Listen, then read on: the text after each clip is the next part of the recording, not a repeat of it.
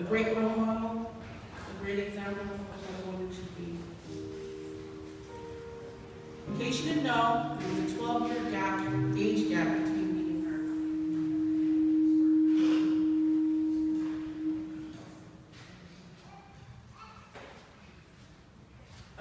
Whenever we were out in public together, people would always say, "You guys look alike. Are you guys twins?"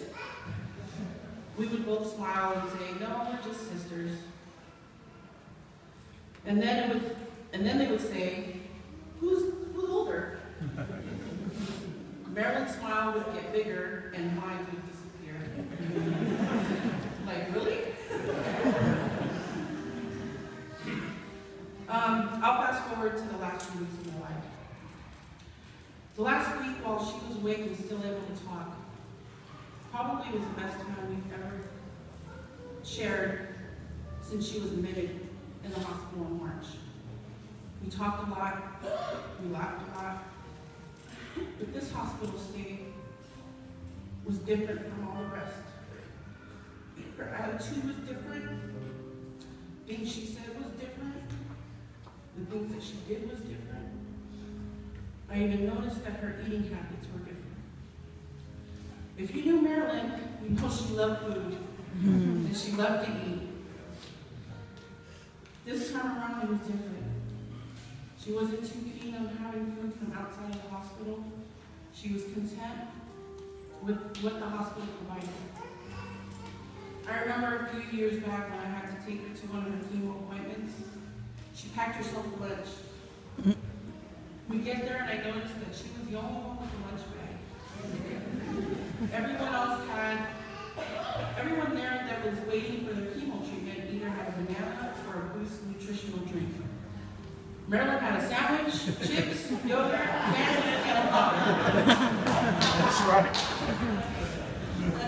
I used to tell her, I think you need to get a second opinion. You don't act like someone who has cancer. Anyways, one of the things that she did ask for from outside of the hospital was a homemade sandwich that Mom used to make her. So every time me and Mom would visit her, we packed her sandwich stuff with all the fixings.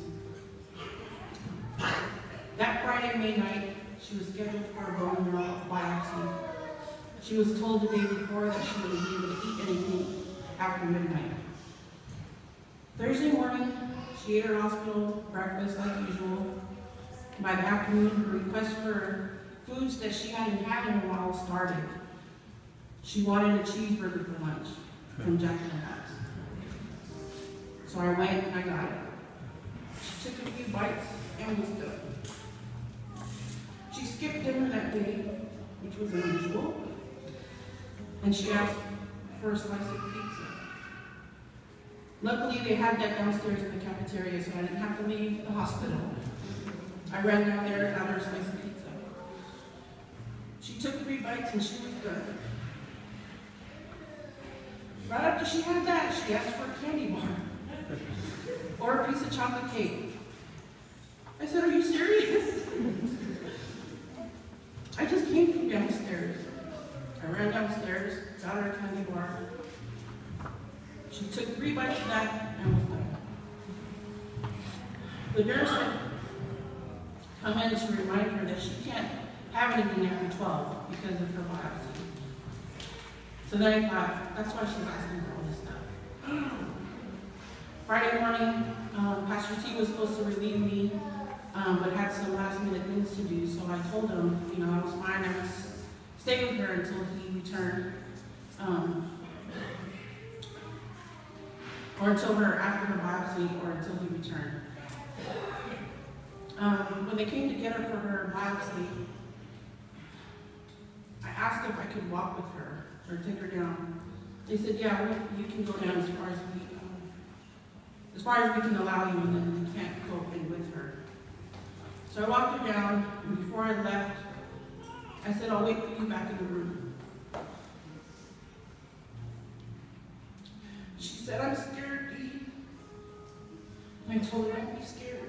You can do this." She repeated, "I can do this." I said, it's a piece of cake. And she said, a piece of cake would be good right now.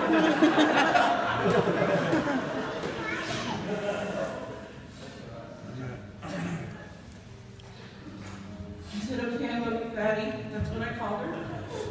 See you in a few. She said, I love you, Dee. When they brought her back to her room, she said, I did it, Dee. I wasn't scared. I said, I knew you would. You could do it. So the nurse said, she still wasn't able to eat for another 3 hours. Remember, she had eaten from the night before, so she had to wait another 3 hours when she came back. The whole 3 hours she tortured me. He kept telling her she couldn't eat. Just go to sleep and I'll wake you up when it's time to eat. I called my mom to let her know that her biopsy went okay. I let Marilyn talk to her. And she told my mom she was hungry. She wanted a juicy steak. She wanted a juicy steak. So my mom told her, okay, I'll make it and I'll bring it to you. Later though. After they talked, I told my mom, she's just really hungry right now. Don't worry about it. It's Friday, traffic's bad, and I don't want you to drive by yourself. Don't worry, she'll be fine. If she really wants one, I'll run out and get her one. Marilyn ended up eating her hospital dinner because she didn't want me to go out. And she said that was good enough. Later to find out that this would be her last week. She went to sleep after that. Nurses made their normal rounds with checking vitals. This time around, Marilyn's oxygen level wasn't doing so good. And this is, to me, when bad went to worse. After doing all they could to get her oxygen level up, they decided that she needed to be transferred to ICU. Before they took her, Marilyn reached out to me and said, I'm scared of you. And I took her hand and I said, don't be scared, you got this. She said, don't leave me. I said, I won't leave you, I promise. I texted Pastor T and I told him what happened, and he made his way over. When they got her to ICU, they put her on what's called a BiPAP machine. And it's a machine that helps get oxygen into your lungs. They had her on that for a day and a half. On Sunday, which was Mother's Day, this was the last day that my sister was awake and talking. A decision had to be made to put a breathing tube in her. And this is the day that they put it in.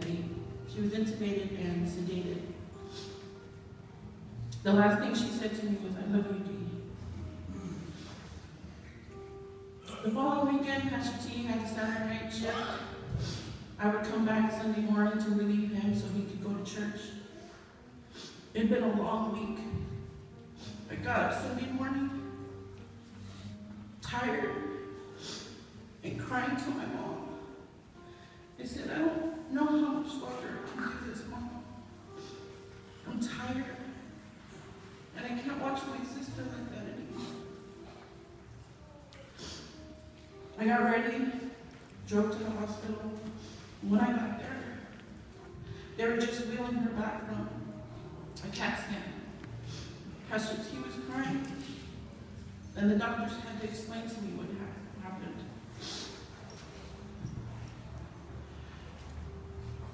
The doctor said my sister had suffered a stroke. The scan confirmed almost 65% of her brain was affected. Surgery was an option, but not recommended. And that there was a 0 chance of survival. It would be a matter of days before she completely was officially brain dead. You know, you watch these kinds of scenes in movies, you never think it's going to happen in real life. After talking to Pastor T, I made some phone calls, and I went in her room, and I sat next to her bed, and I just cried. And I told her I was sorry for what I said, and that I didn't mean it, and all I wanted was for her to wake up. Days passed, and the decision to take her off life support was set for Thursday at 6 in the morning. You know, knowing the time your loved one is going to pass doesn't prepare you for it or make it any easier.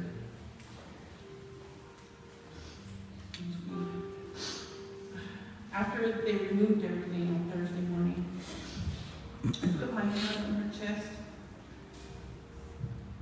and I said, I love you, and I'm going to miss you, and don't be scared. It took her approximately 9 minutes until she took her last breath. It was bittersweet. Glad to see that she was finally at peace, but sad to know that she was gone. To everyone who stayed the night, into the mornings with us, the people who prayed, near and far, everyone who visited, sent me text messages to comfort me and my family, I want to thank you from the bottom of my heart, because it did help. Marilyn loved God, her family, her total family, and especially her church family. To my family, that goes without saying how much your support for me and Mom has been. It's been nothing short of amazing. Aggie, you're a true definition of a best friend.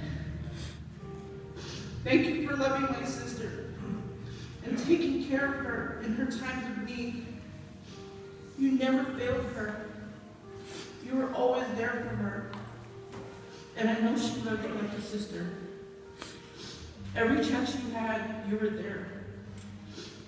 Thank you for also watching out for me. Physically, mentally, financially. You always made sure that I was okay.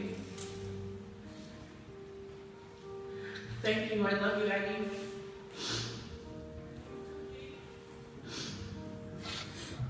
To her husband, Pastor T, we may not always have seen eye to eye on a lot of things when it came to my sister. But I'll always respect the way you loved her, the way you took care of her, the best way you knew how. Thank you for not bailing on her when times got rough and when she got sick, but remaining faithful to your marriage vows in sickness and in health, and until death parted you. I know your wife loved you. She would always tell me, even though I didn't even ask.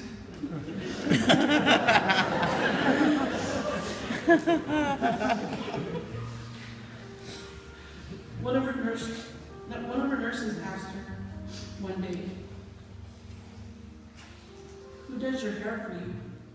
to Marilyn. She answered, "My husband. He's my husband.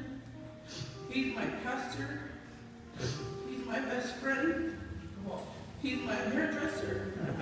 He's my stylist. He's my cook. He's my caretaker. He's my everything." And it was crickets after that.